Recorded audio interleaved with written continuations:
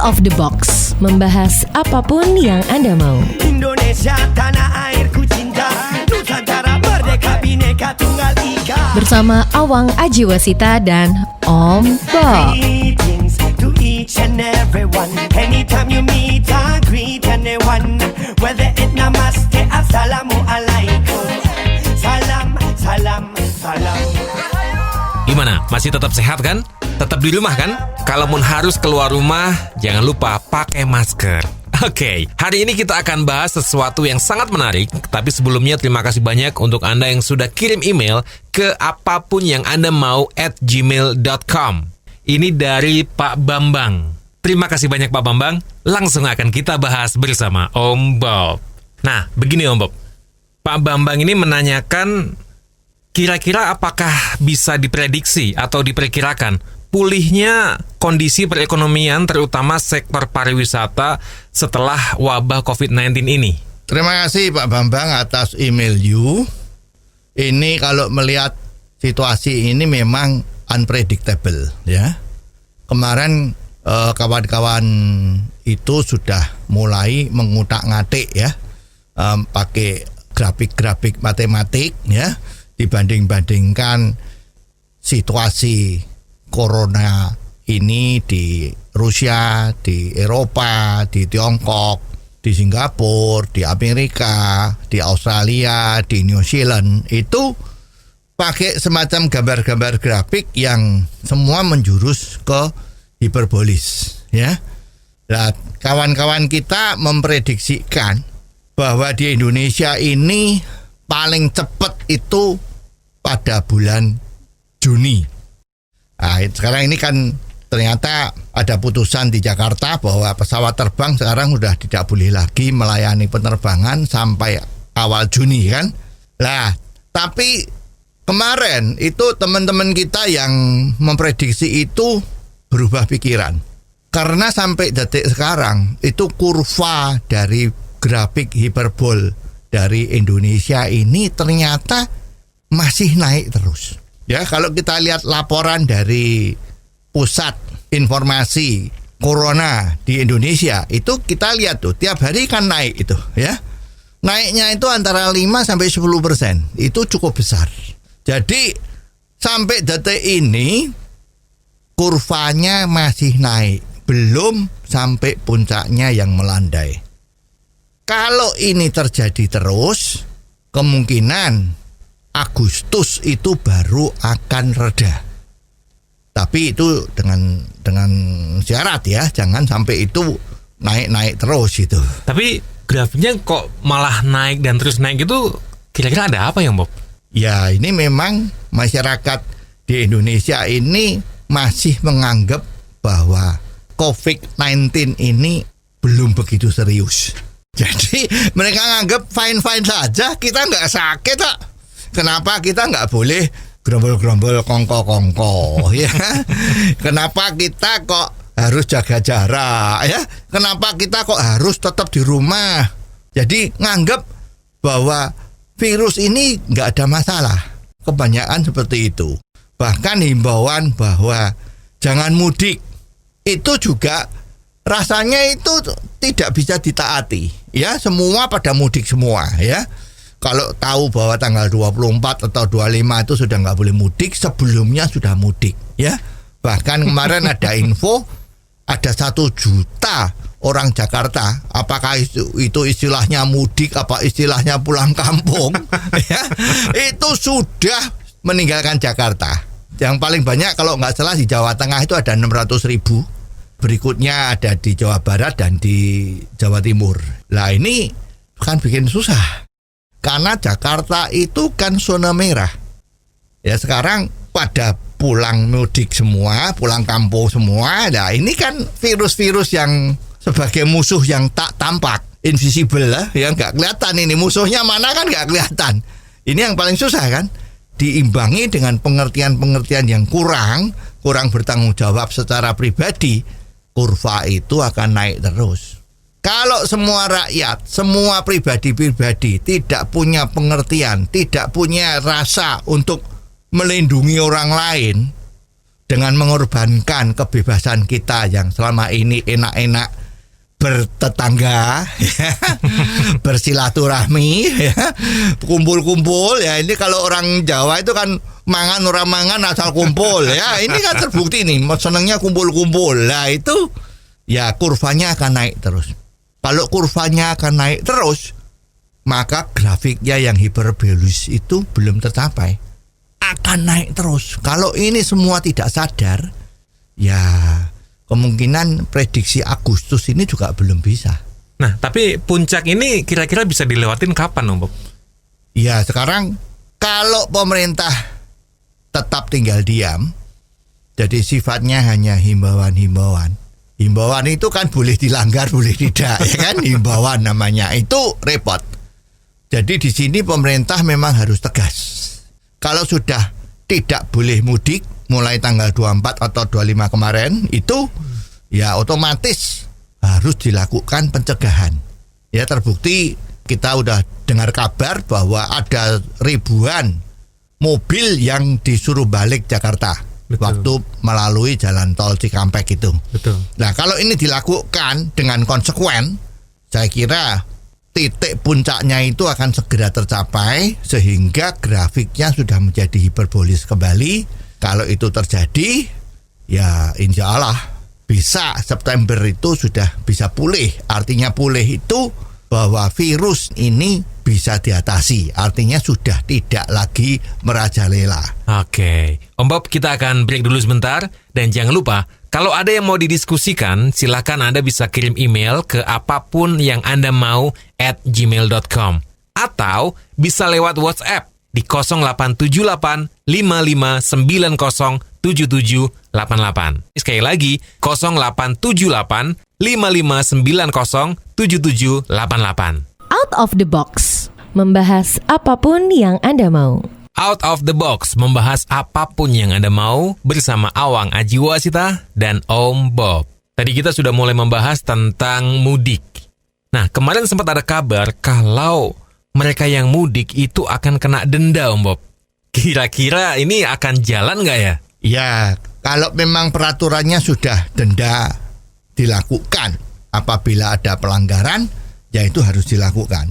Ya, mengenai bisa terjadi atau tidak itu memang tergantung dari petugas atau aparat yang ada di lapangan.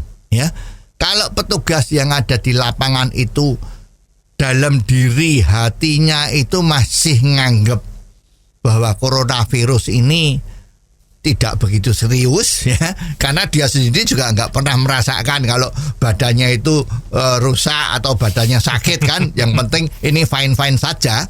Nah, ini juga jadi repot.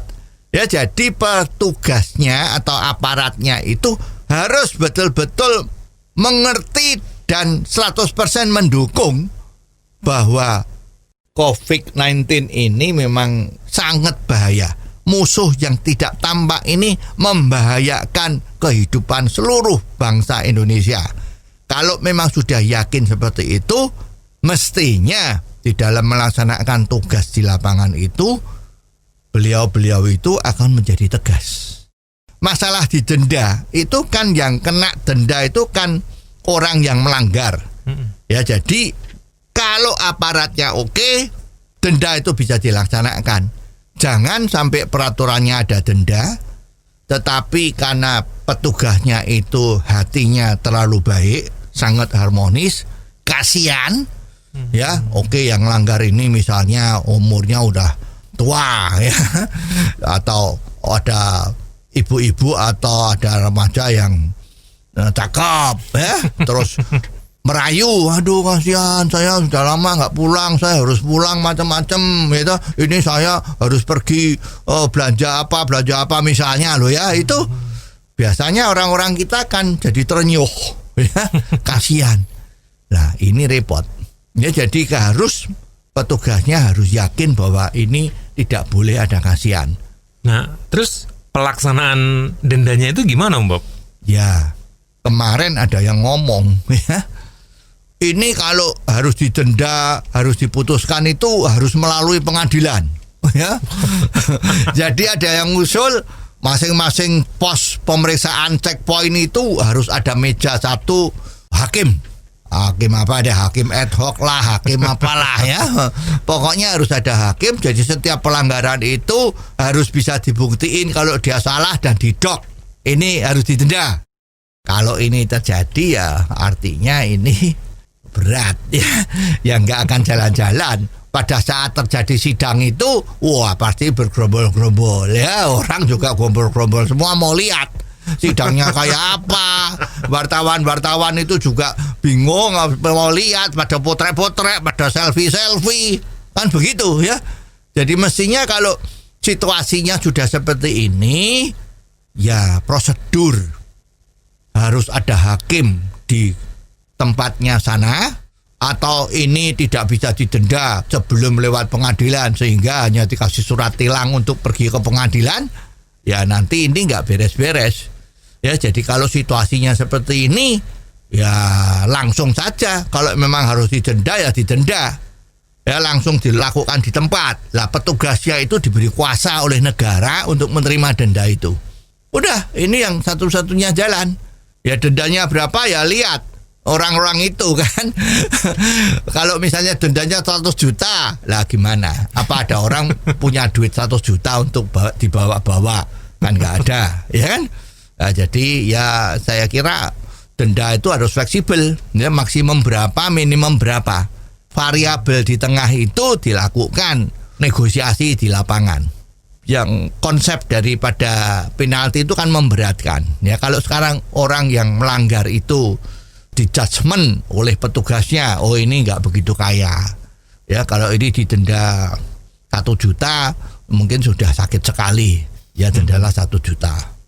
Ya masih dalam range ya. Kalau ini kelihatannya kaya, mobilnya Lamborghini misalnya ya. Wah, ini mobilnya Lamborghini, kalau cuma didenda 1 juta ya mungkin nggak berat ya. Oke, dendamu 50 juta misalnya begitu. Lah ini memang agak aneh kan? Ya namanya juga out of the box.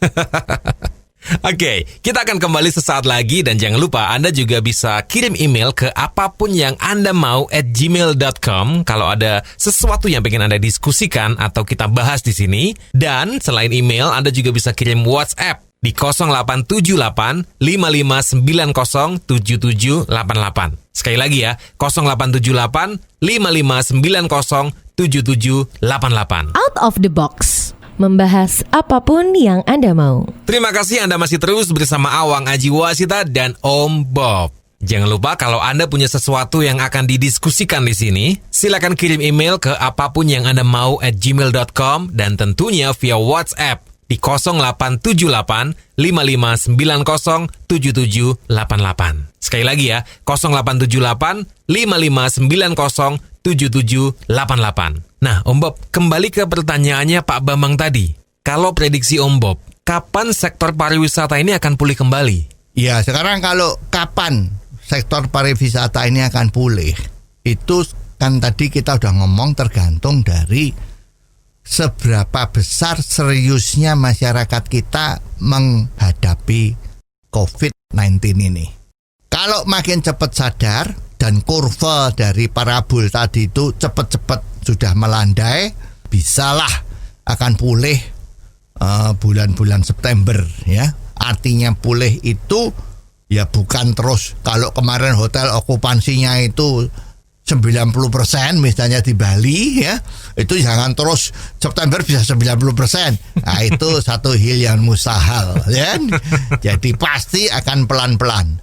Namun kabar yang cukup menggembirakan, apabila nanti COVID-19 ini sudah hilang, orang-orang yang sudah terlalu lama ya, hampir 6 bulan itu yang stay at home, work from home ya, itu yang di karantina di rumah, tidak kemana-mana, itu biasanya untuk yang punya duit ya, itu balas dendam.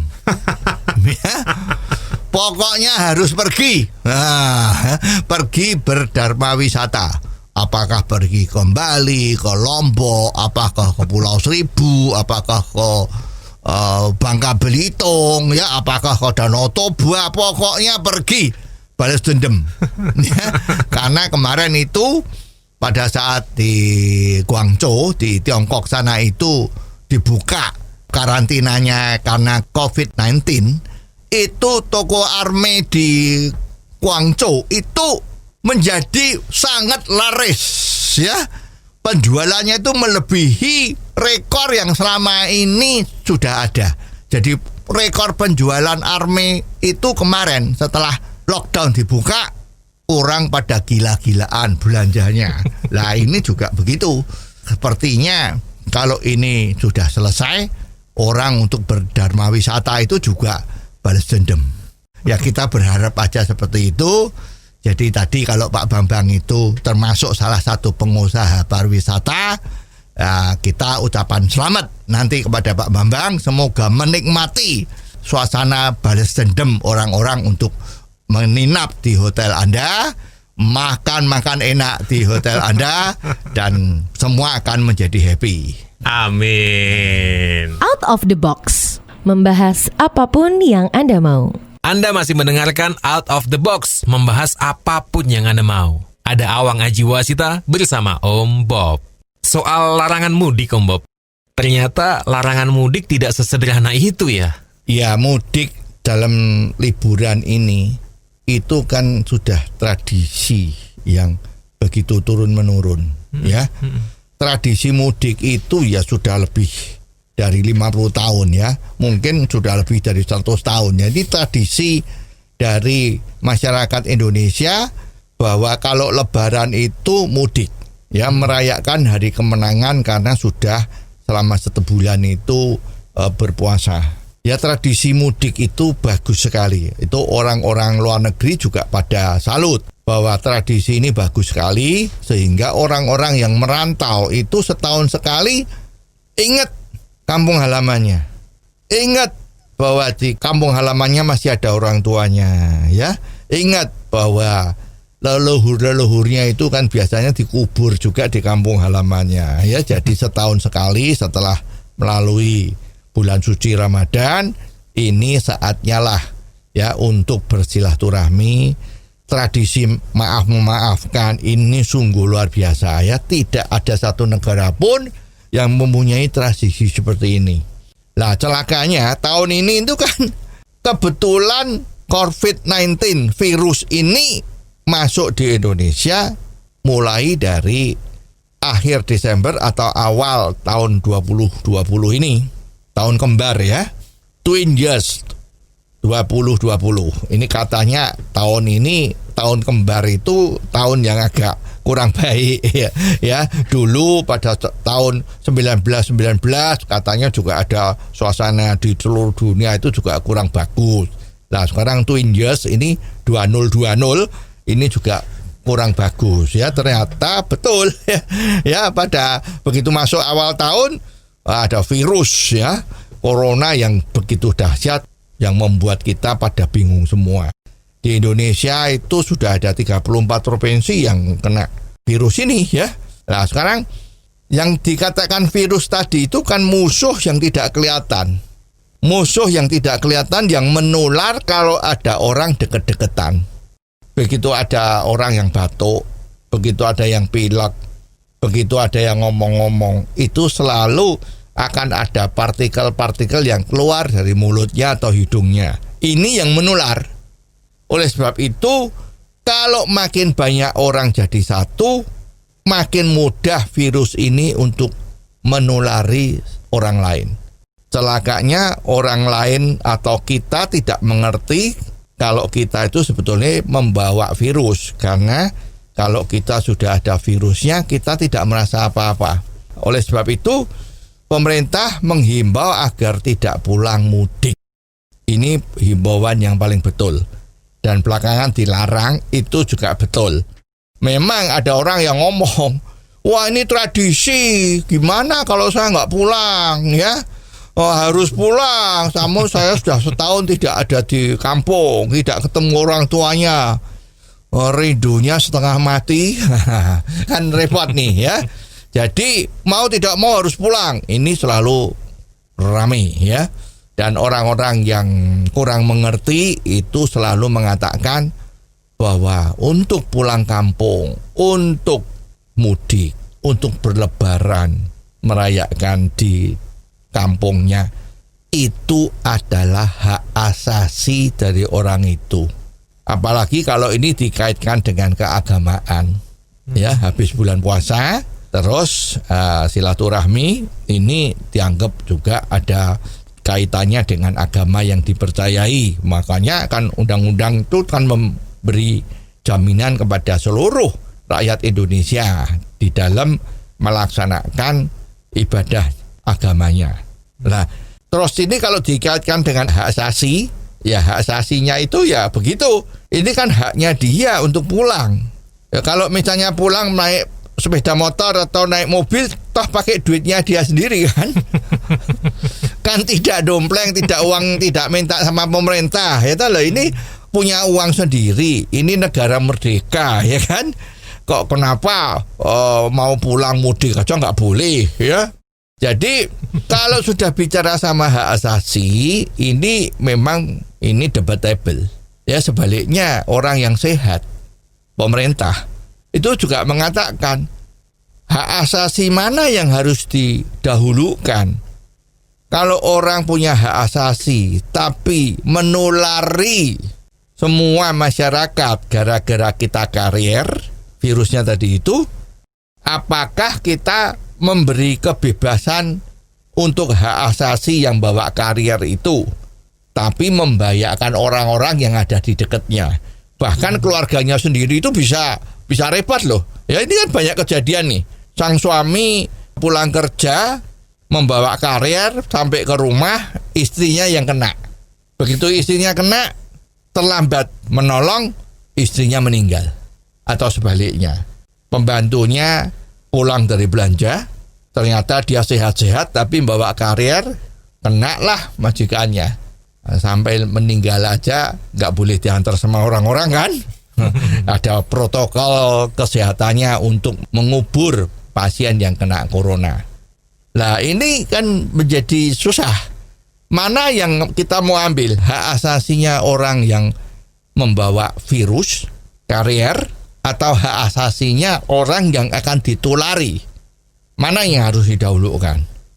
Kalau nanti ada polling, saya yakin yang mengatakan harus melindungi banyak orang ketimbang orang yang bawa karier itu. Lah, mestinya semua menjadi sadar. Tapi kok kayaknya tetap aja ada orang yang tetap mau pulang gitu. Ya, ini juga agak repot ya. Kata ini ada yang kepinginnya tidak pulang, sudah berkomunikasi dengan saudaranya di kampung. Orang tuanya sudah bilang, kamu pulang dong, ini kan mudik setahun sekali. Nah, sekarang orang yang bersangkutan itu mengatakan, waduh ya, gimana, ini kan bisa membawa karier. Wah, jawabannya dari orang yang dimudik itu juga rasanya tidak mendukung himbauan dari pemerintah.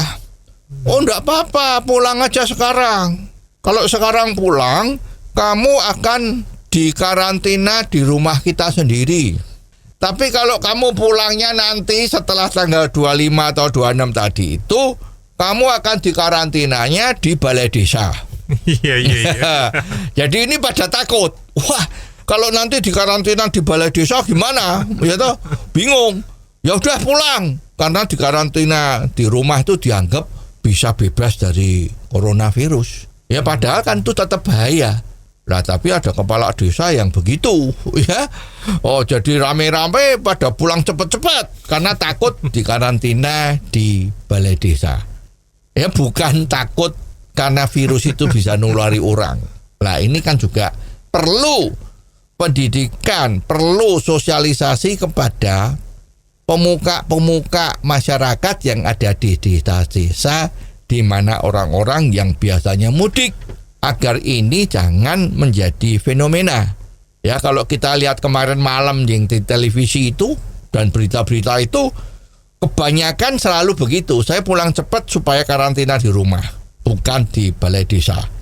Ya, nanti kalau kena betulan ya sudah nggak bisa karantina di desa, ya akan masuk rumah sakit. Bahkan ketika ada kabar kalau di kampung itu menyediakan karantina 14 hari untuk pemudik, rasanya kok kayak udah mudik nggak apa-apa, yang penting melalui proses karantina gitu. Ya itu memang kurang tepat ya. Kepala desa yang seperti itu atau orang tua yang ada di tempat mudik itu nggak ngerti maksudnya apa kok ngomongnya begitu. Kalau memang biasanya kalau orang mudik itu kan bawa angpao, bawa amplop sebagai dharma baktinya orang-orang yang sudah kerja di rantau. Ya kalau memang itu tujuannya ya ditransfer saja kan, bank kan banyak sekarang. Jangan gara-gara seperti itu kangen-kangenan, kangen amplopnya juga, terus membuat celaka orang. Nah, oke, kita akan break dulu sebentar dan jangan lupa Anda juga bisa kirim email ke apapun yang Anda mau @gmail.com kalau ada sesuatu yang pengen didiskusikan di sini. Tentunya juga bisa lewat WhatsApp di 0878 5590 7788. Oke, 0878 5590 7788. Out of the box, membahas apapun yang Anda mau. Masih terus Awang Ajiwasita bersama Om Bob. Tentunya di Out of the Box, membahas apapun yang Anda mau. Oke, kita lanjutin lagi ya Om Bob. Karena saya tuh penasaran banget. Apakah orang-orang yang keberatan dengan protokol kesehatan ini hanya terjadi di Indonesia ya? Ternyata tidak. Ya bahkan di Amerika, itu negara bagian California kalau nggak salah ya. Itu semua negara bagian itu protes. Ya protes kepada pemerintah Amerika bahwa dia tidak mau dikenakan karantina yang diistilahkan di sana itu adalah lockdown. Demonstrasi di pinggir jalan bahwa ini adalah hak demokrasi. Dia tidak mau melakukan social distancing. Tidak mau, bahwa ini haknya dia sebagai negara demokrasi, negara yang bebas, agar supaya tidak mau dibatasin. Jadi dia masih kepingin berenang di pantai, berjemuran di pantai, bergerombol-gerombol, pesta-pesta pantai, minum-minum di kafe, itu masih tetap mau. Dia demonstrasi, demo bahwa ini tidak boleh dilaksanakan di negara bagiannya. Nah ini kan juga kita jadi bingung. Ya negara Amerika itu memang terkenal dia negara liberal ya. Kalau mau secara ekstrim bilang demokrasinya sana kan. Di sana itu kan demokrasinya udah betul-betul ya kan. Nah tetapi juga dianggap bahwa orang-orang Amerika itu mempunyai jalan pikiran logis. Ya logikanya yang begitu hebat. Pengetahuannya juga hebat. Tapi mengenai virus corona ini kok ya ada loh. Yang demo tidak mau lockdown, tidak mau kalau ada social distancing. Ya, ini gimana? Kita juga tidak habis mikir. Ya, kalau di Amerika itu ada yang seperti itu. Ya kemarin waktu di Italia itu juga sebelum ada tindakan dari aparat yang begitu ketat, yaitu kalau kita lihat tuh polisi-polisi ada patroli di jalan-jalan sehingga langsung jadi sepi ya. Itu juga sebelumnya juga begitu. Masih hura-hura kan orang di Italia itu kan kalau malam hari habis kerja apalagi weekend, wah mabuk-mabukan sampai pagi kan. Lah ini ternyata juga susah. Begitu ada aturan ketat barulah mereka diam. Bahkan setelah televisi maupun media cetaknya itu mengeluarkan gambar-gambar peti mati yang dijejer-jejer itu kan. Wah, jadi ini loh kalau you nggak mau lockdown ini peti mati sudah menunggu sampai pabrik peti matinya sana kehabisan barang. Ya. Jadi kalau ada yang meninggal petinya harus nunggu 1 minggu baru jadi karena pabrik peti matinya itu tidak mencukupi produksinya. Itu di Amerika aja kayak gitu Mbak, apalagi di Indonesia. Wajar nggak ya ini ya? Ya sebetulnya itu jangan jadikan patokan. Nanti jangan-jangan ada yang ngomong tuh pembela hak asasi ya, yang keblinger tadi itu. Loh, di Amerika aja mereka protes kok. Masa kita di Indonesia tidak boleh protes? Kita tidak mau kalau nggak boleh mudik. Wah, itu kan jadi permasalahannya jadi nggak karuan, ya kan? Tapi memang juga di Indonesia juga ada kan bahwa ada yang mengatakan keberatan kalau ibadah itu tidak bisa dilakukan, ya. Mereka juga punya pandangan bahwa virus corona ini tidak mungkin menang kalau memang kita sudah dilindungi oleh pencipta kita, Tuhan kita, Allah kita. Kalau sudah dilindungi ya itu virus nggak mungkin bisa menyerang kita. Itu ada juga pandangan-pandangan yang seperti itu. Lah memang kalau ada seperti ini ya aparat kita harus pandai-pandai memberitahu pengertian-pengertian, bila perlu diberi contoh-contoh ya. Ini kan ternyata sudah memang terbanyak kan. Itu ada cara keagamaan di Malaysia yang ada orang-orang Indonesia yang pulang. Wah itu ternyata menjadi positif. Terus itu ada juga kejadian-kejadian yang di Goa. Sampai hari ini ada yang di Goa belum pulang. Itu juga menjadi positif. Yuk kemarin itu ada di tempat ibadah di Bogor. Itu juga begitu ya. Tiba-tiba ada jemaatnya itu yang kena positif. Ya banyak sekali. Lah itu memang ya tugas dari pemerintah untuk memberitahu secara lebih gamblang, dan kalau mereka merugikan orang-orang ya otomatis harusnya secara hukum itu harus ditindak agar supaya orang yang tidak bersalah jangan sampai kena masalah virus corona ini. Berarti Om Bob, Amerika yang isinya orang-orang pinter itu ya ternyata nggak bisa jadi patokan juga ya Om Bob ya? Iya, sekarang ternyata Amerika itu penderitanya kan banyak. Paling banyak sekarang di dunia kan Amerika. Dan itu perkembangannya yang positif tuh makin juga belum berhenti. Masih ada terus ya. Toh kalau misalnya memang mudik itu nggak boleh, ya jangan dianggap bahwa ini menghalangi upacara-upacara atau kebiasaan-kebiasaan tradisi yang bagus itu kok tidak boleh. Jangan punya pikiran seperti itu.